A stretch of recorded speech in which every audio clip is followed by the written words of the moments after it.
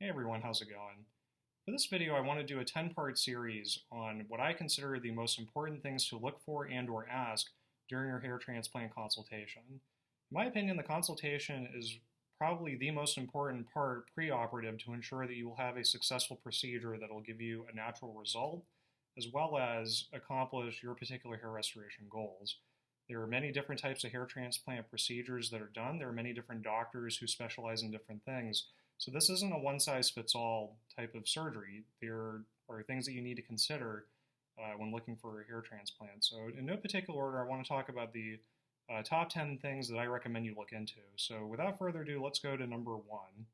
Number one, in my opinion, that I think you should look for when researching a hair transplant procedure or doctor or practice is to ask, which other surgeons do you recommend? Now, this kind of sounds like a weird question to ask because if you're looking at one particular surgeon, it would sound strange to ask, well, okay, well, who else do you recommend?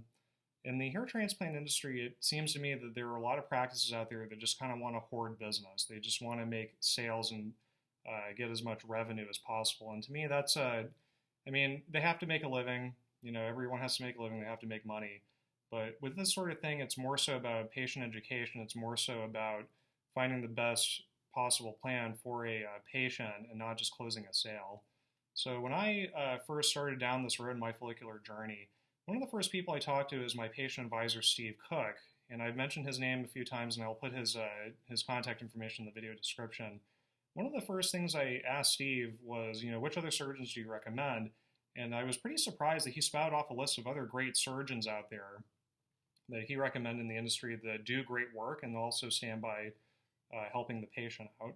So so if you are looking to do a hair transplant, that's one of the first things that you should ask. Ask, which other surgeons do you recommend, and contact those other surgeons to give you an idea of, how many grafts you may need, as well as, which particular surgical method would best fit your case.